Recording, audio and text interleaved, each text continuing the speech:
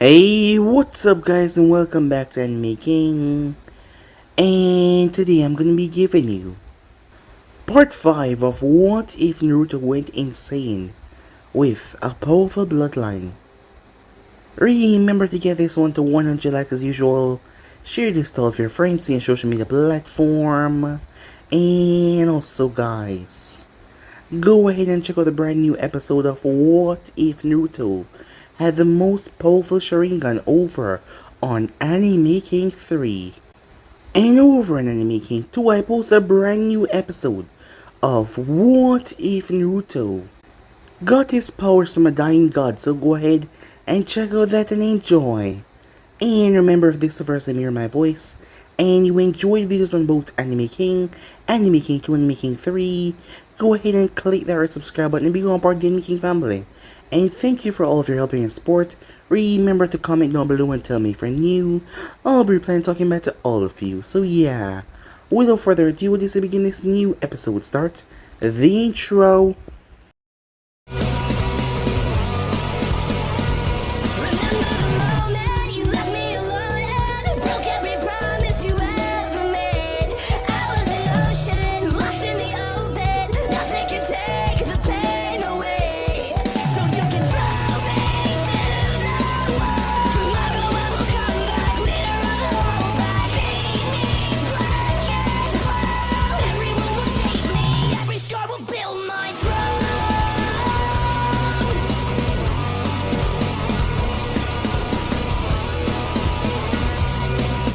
So, the last spot we left off.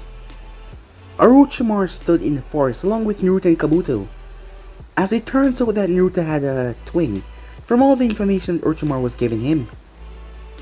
As Naruto couldn't deal with this right now, but he will find out more about it later. But for one thing though, Jiraiya was not dead. Yes, the man was out there somewhere. As Naruto had several things that he had to do. With that, he made his way off after getting some new weapons from Orochimaru that match his bloodline perfectly. The Hokage's seal, the information that was sealed away to own the Hokage to be accessed. There was something sealed away inside it, and that was the first Hokage's death, the circumstances behind that. And there was another seal away inside it, and that was Jiraiya. What he did. Tsunade was downright furious. Konoha was falling. She needed the aid of Jiraiya and Itachi to come. Konoha was on... It was terrible. People could not go out. The economy was breaking down. As the place was basically a ghost town right now. Even if they did catch a serial killer and take care of him, it would take a while for them to get things back into what it was. Jiraiya was back. He heard a prophecy from the Toads. So in order to prevent this, he went along with this ridiculous plan, and Sensei went along with it as well. And now she was the one here to clean up the mess. And Jiraiya took this for a big joke, thinking that he could handle it. But Tsunade was the only one that saw, it seems, how bad things were. As she was furious at the man. She was downright pissed off and angry. She told him to leave as she never wanted to see his goddamn face again.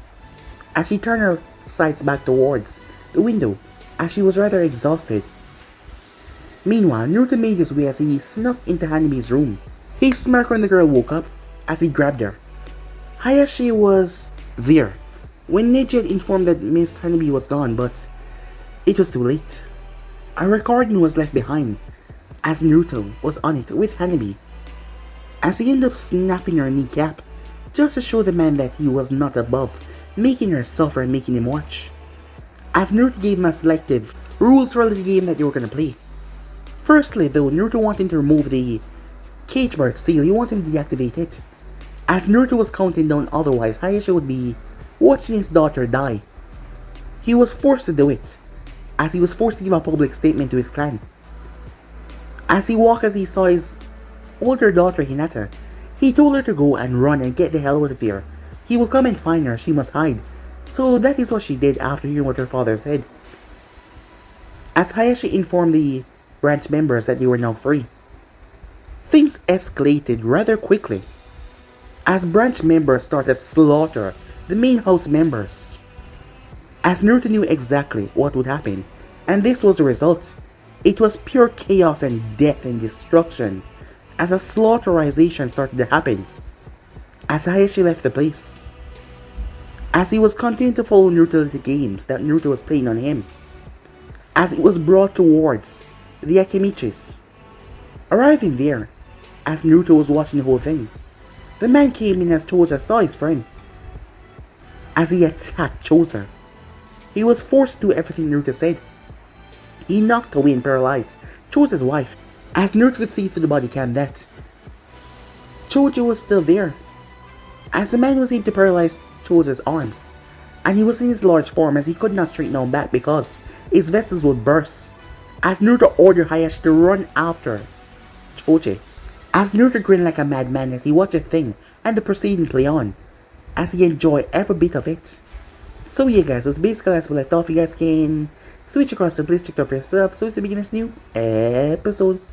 Choji fell backwards as he saw the man coming towards him in fright. But Hayashi gripped the boy as he picked him up by the back of his shirt as he hit him in a few points on his back, as Choji went limp in his arms. Hayashi's eyes pulsed as he saw the rest of the clan members started to exit their house as they heard the sounds coming from this location. He needed to finish this quickly or there would be more casualties. As Naruto gave the order as he jumped down as he ducked under a punch from Choza. The man was so angry he was foaming from the mouth. His wife laid on the ground unable to do anything, unable to even move. As Naruto gave him another order, Hayashi was forced to attack Choza once again.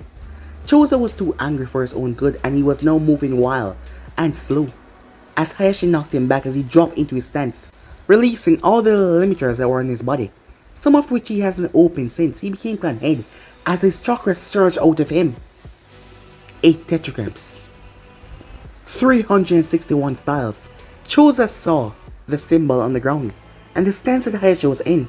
Hayashi, though, he couldn't get to finish that sentence as Naruto counted, as each finger slammed into Choza wickedly. As the man dropped to his knees, his body unable to move, his points all shut off. Hayashi counted 60 seconds before the other Akimichis get here to investigate the noise. But as he looked down towards Choza's eyes, looking in man's eyes, Hayashi's fingers and hands trembled. His heart, said Naruto through the earpiece, blew up his little piggy heart. As Hayashi's hands shook with uncertainty, his glowing fingers shook and trembled. He had gone to school with this man Hell. He had known the man for the most of his life. He could not claim to be best friends with the man, but their friendship was based on mutual trust and respect. Tears flowed down from Choza's eyes as his mouth was clenched shut because the points were sealed, as the man was begging with his eyes for Hayashi to not finish him off. It was then as Naruto growled the order once again that Hayashi truly started to think what he was getting into for the sake of his daughter. If news got out that the clan head, or former clan head, had gone AWOL after disbanding his own clan, killing another clan head, Choza, in front of said clan head family without a reason, then the rest of Konoha will not know who to trust. Even neighbors that they have known for years upon years, they would put under scrutiny. Hayashi was a big, prominent head figure in the village, that much was very clear. A picture of control, serenity and power. No one really questioned his decisions because everyone knew that the man had a sane, calm, leveled head. But now that he attacked the Akimichi family, about to slay the head of the family, without even saying a single word even behind Kurama, and the other civilian members would become a source of suspicion, the entire village would go up in chaos. 30 seconds until the Akimichis arrive. Do it now, Naruto shouted. Hayashi started to breathe in and out deeply, as his fingers flexed once. Do it! Do it, Naruto shouted, as one of his spikes on the vest stabbed into Hayashi. As Naruto grinned, the psychotic look in his eyes cracking as he smirked wickedly, his fingers curling. Kill him! Kill him now, said Naruto. As Kurama could feel how much Naruto wanted to leave his hideout and assassinate the both of them by himself. It also made him feel pity for Konoha, what the boy had to come. Naruto just wanted Konoha to feel the pain that he did, to hurt like he did, to die like he did. He wanted them to suffer. He wanted to tear their shred of will of fire to pieces. He wanted to break their spirit. He wanted to break them. 2 more spikes plunged into Hayashi. The man groaned as he gritted his teeth as blood sprayed from his mouth though. The clenching of his teeth only caused the blood to spray out. No one but Hayashi was aware of this, as another spike ripped inside of him. Choza furrowed his eyebrows as he watched as blood seeped from the man, pouring down from his nose and dripping from his mouth, as Choza still could not move. 2 more spikes ran through him, as Hayashi was panting, fighting the haze off. 15 seconds. 10 seconds. Do it now, Naruto shouted. Hayashi's fingers blazed forward as his hand struck Choza. Choji roared as he thrashed hopelessly, trying to get free, but he could not move. As his mother's eyes rolled back as she fainted. "See? I knew that you could do it," said Naruto. As Hayashi stumbled up the stairs as Akimichi's broke down the door, Hayashi leaped through Choji's bedroom as he ran on top of the buildings, making his way out of the clan compound, as he tried not to let the tears block his vision, as he could feel his body in great tremendous pain. "Congratulations. Level 2, kill the chef, was a great success," said Naruto. Hayashi felt his body burn, pleading for him to stop for a minute to get a rest. The spikes that were inside of him had not come out. They stopped his blood from flowing out, but they were still causing him immense, terrible pain as he moved. The fact that Naruto knew his pain and still wanted to continue the game meant that he knew, and he wanted the man to lose his life as well as his daughters. But he would not allow that monster to receive any pleasure out of this. Naruto's eyes flicked towards another feed as he saw Jiraiya, as the man was searching for him. As he started to search all of Orochimaru's hideouts and warehouse in Konoha, all of his labs, before he moved towards Fire Country, as a silver sand clone melted from Naruto's side as it formed, as it rushed off to Jiraiya. The alarms in Konoha blared, once again like it did the same week, as Choza was declared murdered.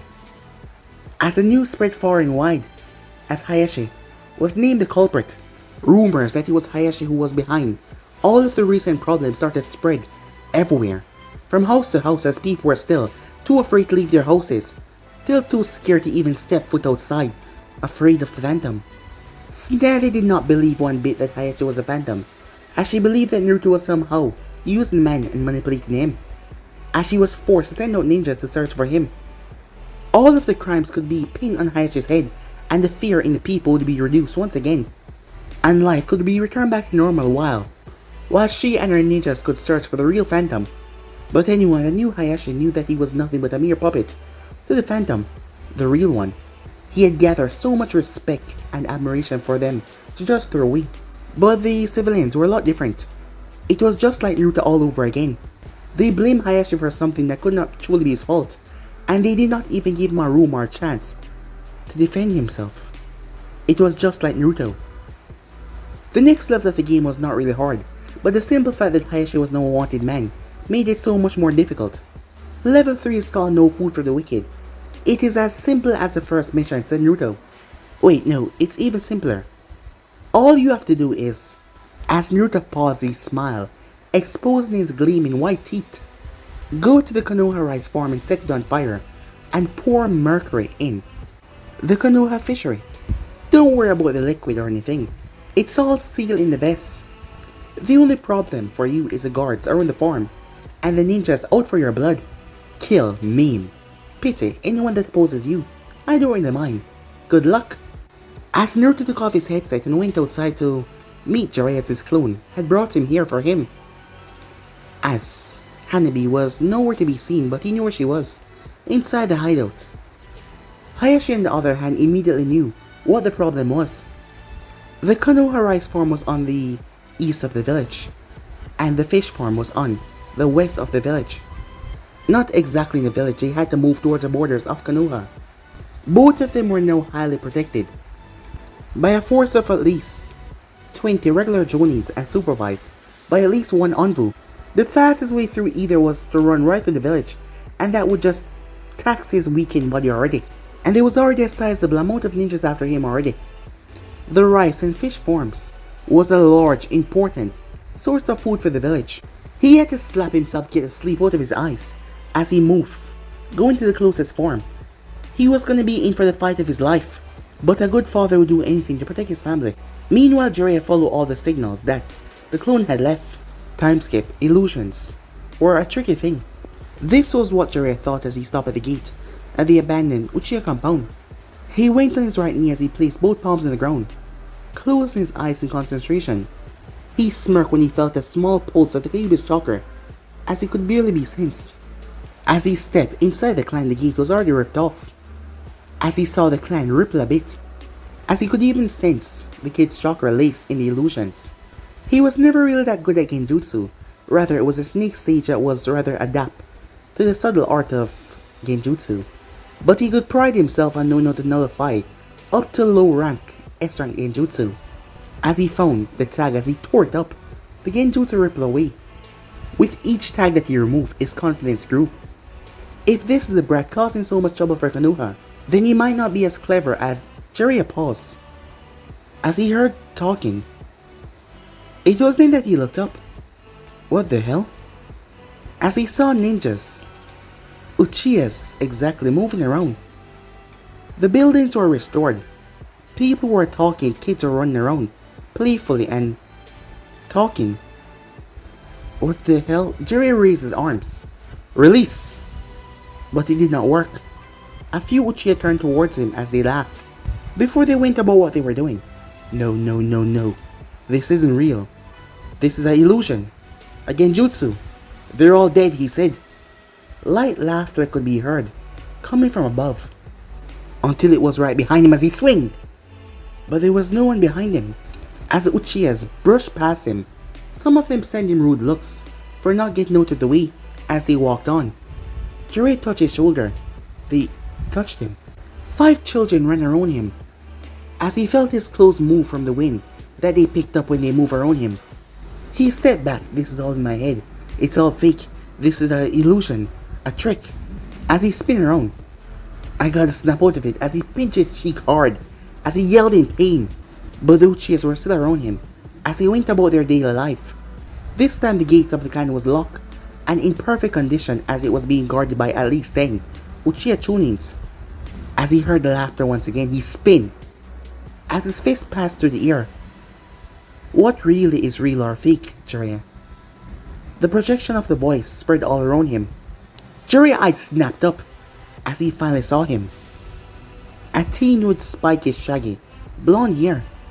His skin was pale as he wore a dark blue overcoat that went to his ankles, a black sleeve shirt underneath with black combat pants, as he was clad in combat boots on his feet.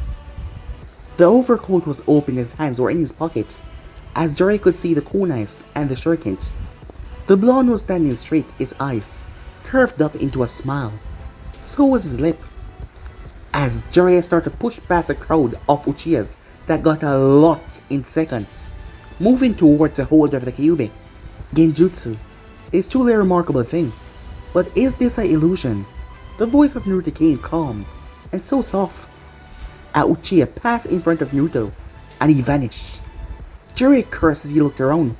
A genjutsu is a mental manifestation of the caster desires, but they cannot be felt, but mentally perceived, said Naruto. Jiraiya swung around as he saw the boy once again, as the words came but Naruto's lips did not move. As Jiraiya calmed and walked around his side, keeping his eyes focused on Naruto. The sky is a limit to a genjutsu master, but the only setback is an ordinary illusion. Even one as a high S rank cannot kill a high-ranking shinobi such as yourself. Only an illusion cast by a dojutsu like the Sharingan can truly inflict enough damage mentally to kill one's target. But despite the overpowered Sharingan, they cannot truly fake this, now can they, said Naruto, as he walked calmly around. As he did not bump into none of them, he just walked as he seemed to fall in line. As he passed a Uchiha, someone who Jiraiya recognized as Fukaku Uchiha, the former clan head, as Naruto vanished behind him, and he did not come out back, he was just gone. A few adults shoved past Jiraiya as he recognized them instantly, before they blend back into the crowd. An illusion could not be this perfect, there had to be some sort of small tear or rip in reality somewhere. Jiraiya felt something gripped his shoulder as his body tensed. Laughter filled his ears. "You should probably wake up," as the hand gripped into his flesh and started to cause him pain. "Wake up!" Jiraiya gasped as he woke up. As he took several deep breaths, he was in a room with purple and white wallpaper, not that much furniture around. A bonsai tree over to the side. As he looked down towards his bed, as he looked towards the sheets, there were toad pictures on the sheets, and the bed looked like a toad. He released a sigh in relief. It was all a dream, he said. He swung his legs off the bed as he made his way downstairs. "Mom, you won't believe the dream I had." It was crazy as he jumped down the last 3 steps of the huff. As he passed by the mirror that his father used to check his suit before he left to his job as a salaryman. He was a 5-year-old boy with simple, white shaggy hair, as he was in green short and a shirt with a frog on the front. As he rushed into the living room, expecting his mother to be there reading a magazine on the table. "I was this crazy old man in my dream who was a ninja, and there was some other guy that..." He paused as he went silent when he saw bloody footprints leading to the living room. A man with tall, brown hair, dressed in a shaggy clothing, was standing over his mother, who was thrown over the dining table as she was dressed in a white dress, as there was blood all over her. The man was drenched from head to toe, and he had a blade in his right hand. The tip was dripping blood to the ground. As he drove it down to the dead woman, as he opened a little deep gash on her, as blood sprayed on the man. An evil chuckle came from his throat. As he looked towards the terrified boy at the door, a pair of toxic eyes switched into red. As they watched, the small child trembled in fear. His hair switched from brown into yellow, as he licked his lips with all the blood over it. "Hello there, son."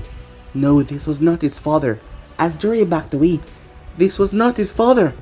As Naruto looked towards the dead woman on the table, as he then looked back to Jiraiya.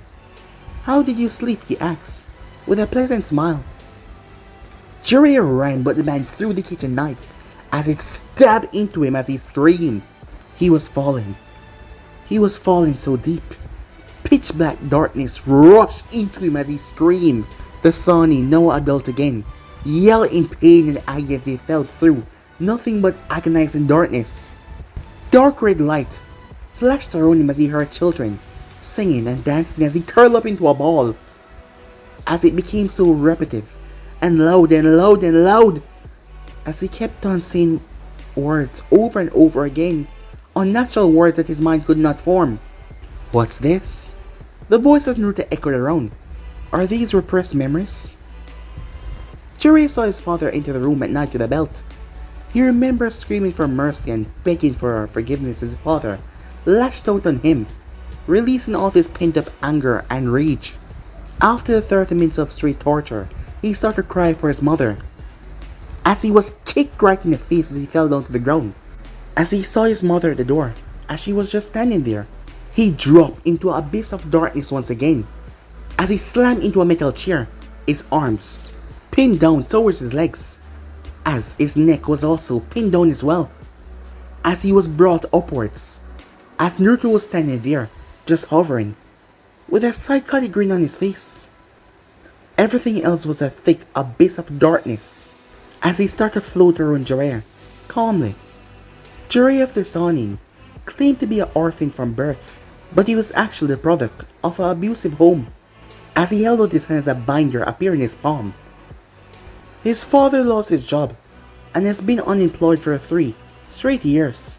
He had to get through by doing odd demeaning jobs, while his mental ill wife, diagnosed with a severe dissociative identity disorder, where it seems that her soul left her body and came back briefly under a waiting moonlight, said Naruto as he read through the binder. As Jiraiya was fighting with himself to convince himself that this was all a lie, as he was not really here, this was not happening. The identity she took up was also extremely narcissistic and uncaring to others. "Now how the hell did your father get your mother to marry him?" "Hell if I know," he said with a shrug. "What I do know is you suppress and repress all of these memories.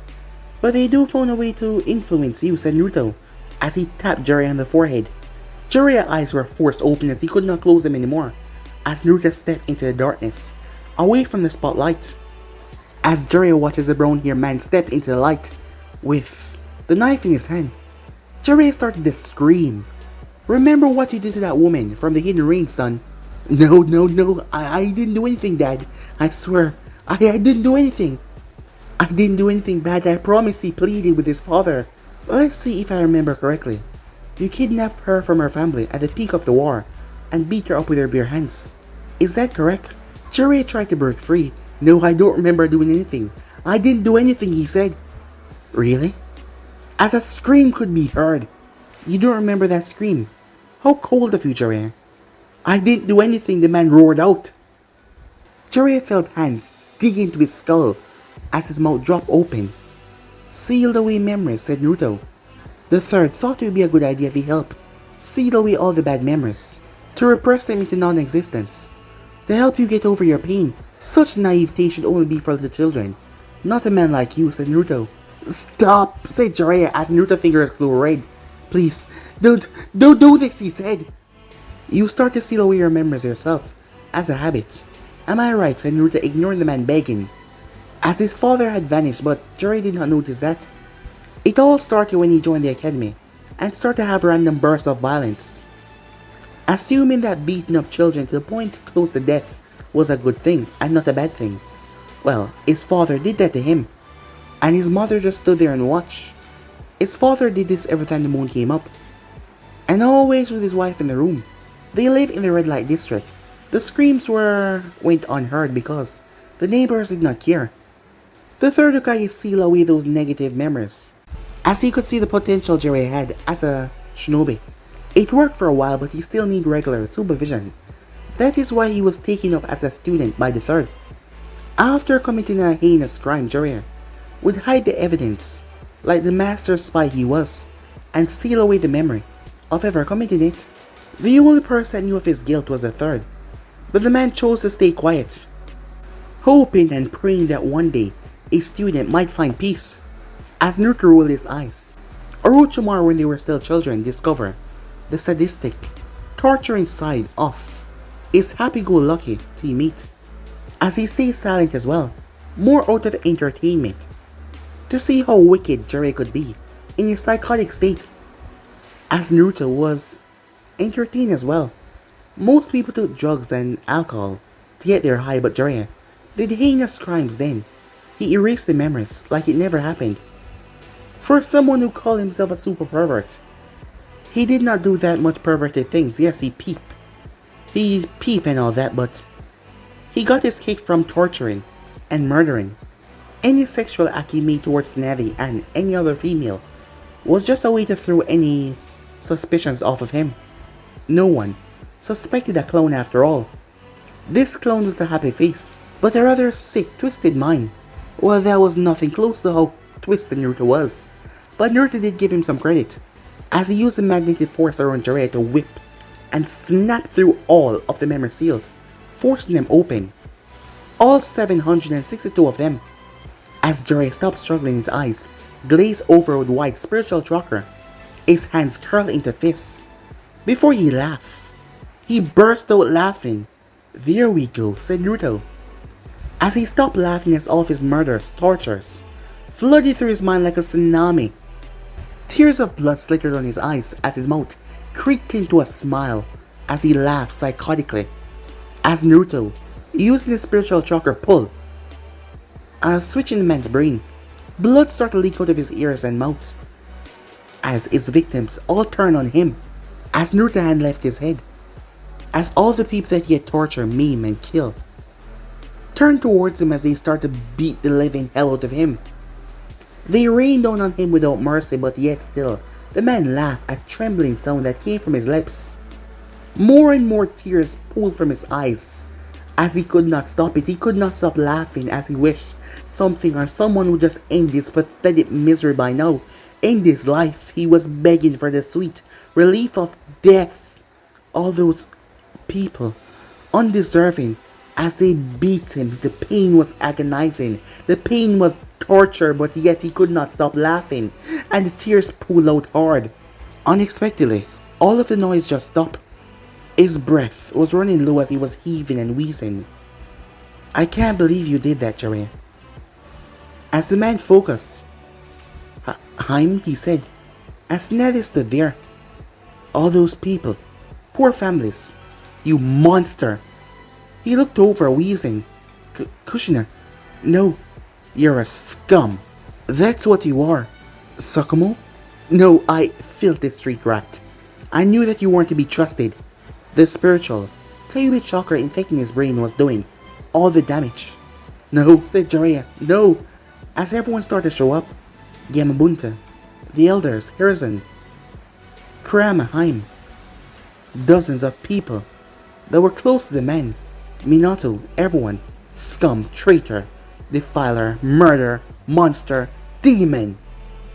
His spirit dropped with each of every one of them that hit him, until it all stopped as he felt a sharp pain under his chin as his head was lifted up.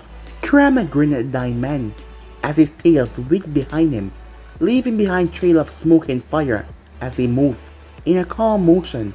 The mountain-sized beast, the strongest out of all tail beasts, licked its lips as Jiraiya's heart was beating erratically. You dropped a toad on my head. Finally, after having his defense broken by seeing the face of all the dead Uchihas, after having to face all of his broken childhood memories, releasing all of those seals after hearing everyone that he respected and cared about, broke his spirit, Jiraiya's mind finally shattered. His heart stopped as Kurama opened his mouth and swallowed the man whole in the abyss of darkness, conjured by a double S-rank genjutsu. Have fun, Kurama, said Naruto. Thank you, kid, said Kurama as he focused on the man in his gut. Jiraiya was going to be eternally tortured in Kurama's stomach for as long as the beast wanted. As Naruto emerged in front of the Kyuubi and smiled, genuinely. Don't worry about it. He snapped his fingers and the illusion blinked out of existence. The Kyuubi monstrous form was gone. As Jiraiya was strapped down on the chair, his eyes were white. His body would have to be preserved until Kurama got finished breaking him, but Naruto had a feeling that Kurama will get bored in like 3 hours. There was a glowing red seal that was pulsating on Jiraiya's forehead, the beacon that Kurama used to travel from Naruto's seal, Jiraiya's mind. They were in the middle of the empty Uchiha clan that was devoid of life, unkept, neglected. As Naruto moved towards the chair that Jiraiya was strapped on, as he whispered, I want you to suffer. I want you to bleed. I want you to scream for mercy for what you made me go through. Jiraiya could hear Naruto in the depths of the Kyuubi's stomach in the darkness and despair. When you have experienced all that I went through in my time in jail, in the words of a wise friend, then I will give you permission to die, said Naruto. That was when the real fear started to set in for Jiraiya. As Naruto smiled wickedly, as he fixed himself back up, as Naruto heard the screams come from the village, as some branch members broke and looted the place, as the Akimichis were preparing to leave, a few ninjas had given up hope after being overcome by the Hyuga, throwing away their title and leaving, as they joined in the looting and fled the village with their families, taking all that they could before they leave. The loyal ninjas were being run ragged as they were trying to capture Hayashi and protect the village as Hayashi had destroyed Konoha's main source of food. There was only so much that the good ninjas could do to prevent the looters to stop from harming the civilians' life. The people of the leaf were succumbing to their baser instincts. As Naruto smiled in satisfaction at the deep chaos that was brewing inside the village. I don't know how you do these things anymore, kid. Who taught you how to break into people's minds? I wouldn't even call that a genjutsu, said Kurama. As Silver, Sand Clone emerged on Naruto's back as it went towards the clan head's house to give the next instructions to the dying Hyuga. He had many clones moving around the village, rounding up all those he wanted. The metal chair lifted as it started to follow Naruto, the chair that Jiraiya was in. You were probably napping when I started to learn genjutsu. I laced your chakra through the illusion, and it made it, what's the word? Stronger? More durable? Kurama did not question how Naruto could use his own chakra, with him not even being aware of it. The contract that he had with the team was made out of mutual respect and trust. The blonde could use his chakra whenever he wanted. And the mind breaking, said Kurama. I was toying around with your chakra and my Genkai on that Kiri ninja. What was his name again, said Naruto. Zabuza, said Kurama. Yes, said Naruto. Haku didn't like me tampering with Zabuza's brain. As Naruto chuckled a bit as you remember Haku trying to turn him into a pincushion with his ice needles. I gave him TLB's chakra poisoning. It was so much fun. You should have seen how he died. Why didn't you wake me up, said Kurama. As Naruto shrugged. You know how you get when I try to wake you up. You don't wake up. As Naruto made his way towards the forest. To go towards Root headquarters where Danzo and the rest of the village elders were hiding with their families. Whatever, said Kurama. Long before Team 7 first encounter, the demon of the bloody mist, Naruto, had first tested his skills on a man and used him as a guinea pig to see if he could also control a person's brain with his bloodline instead of their body alone. It proved true, an ability that was boost when he utilized the spiritual half of the Kyuubi, corrosive chakra. Haku had found him with his fingers deep in Zabuza's head, but the boy had found and attacked him, and Naruto had used the Kyuubi's chakra to infect him. He simply leaped in front of Kakashi Chidori because he knew that he was going to die in a way, as he was not aware that Zabuza was now a maniac with a massive cleaver blade slicing all around. Naruto, who was hidden among the people of waves, ordered Zabuza not to kill Kakashi, instead turned his sights towards Goto and his men. Unluckily for Kurama, he slept through it all. Can you use that trick to read people's minds, he asked. Yep, said Naruto. And what? What about your sister, said Kurama. I thought you wanted to know what happened to her, said Kurama. Oh yeah, said Naruto. Almost forgot about her, huh? TLB struck her poisoning, he said, as he recalled it from Jiraiya's mind. Her name was Iko. Iko Uzumaki. Iko got the chakra from my mother's womb, because she was exposed to your presence for too long. I would have had it too if you were not sealed inside me, said Naruto. She tried to hold on to life as long as possible. 8 long years. But she died 3 minutes after hearing that I was thrown into prison. For unjust reasons. She had a serious big brother complex, said Naruto. According to Jiraiya, Iko would always try to break out of a lab in snow to try and find me. He would capture her and take her back. It doesn't matter how much he tried to convince her that I was a bad person. He could not. That asshole couldn't even begin to train her because she was too sick. The poor girl, said Naruto. With what Naruto has gathered from Jiraiya, Iko would not care if he was destroying the leaf. As Naruto's eyes brightened, well, enough with that depressing stuff. The past is the past and all that, you know. While Hayashi is busy with the last level, I'll be busy entertaining Danzo and his group of friends. The last part of Naruto's game was for Hayashi to abduct all 5 members of the civilian council and bring them to the forest of death for Naruto. The chair that Jiraiya was in placed down towards the ground neatly as Naruto stopped in front of a tree that blended well with the others. As he swiped his hand over the tree, controlling the magnetic waves, breaking the genjutsu, as the metal door came to life. It was embedded in the trunk of the tree. As Naruto closed his eyes, as he placed his fingers in the metal door, as he leaped from one piece to another inside. Sneaky old fart, said Naruto. He strips off most of the metal in the base, although that is not exactly how my bloodline work. But Naruto got a full mental map by moving from cameras and the speakers in the room, using his bloodline as he found all the 8 escapes. And this made 9. As Naruto breathed out, lock.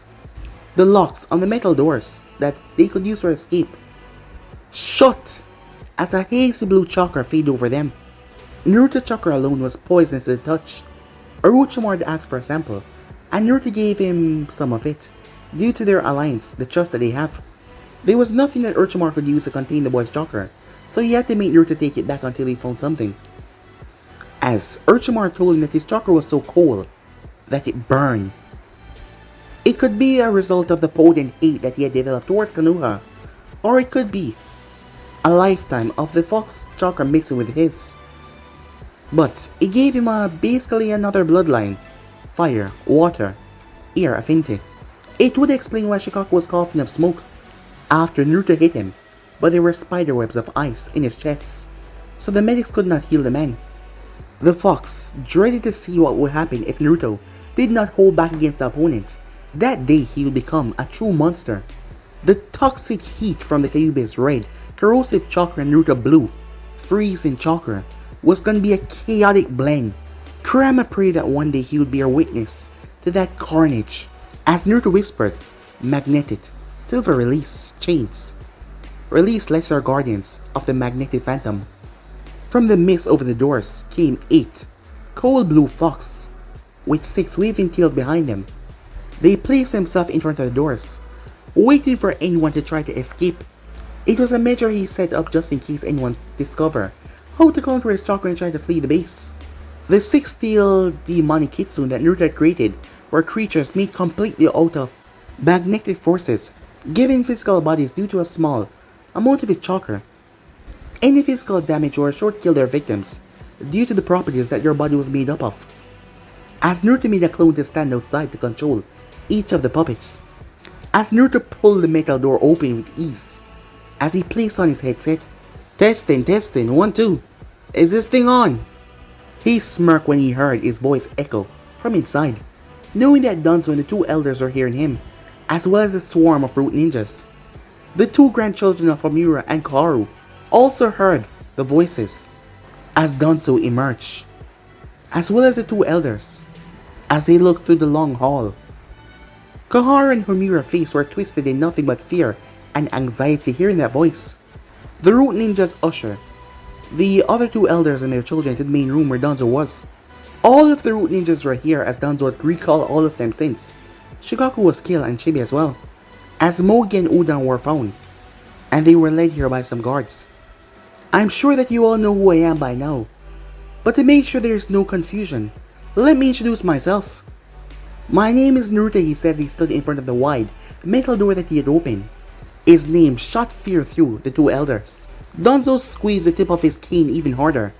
Yes, at that point they knew that it was not an imposter committing these murders, but it was a real deal. You people can call me Phantom Fox or Phantom if you want, a name created from the populace. But it's quite fitting, don't you think, said Naruto. As Naruto released a seal on his wrist, poof! A steel baseball bat appeared in his hand as he twirled it, and placed on his shoulder with a smirk. A good friend of mine sold you out, Danzo.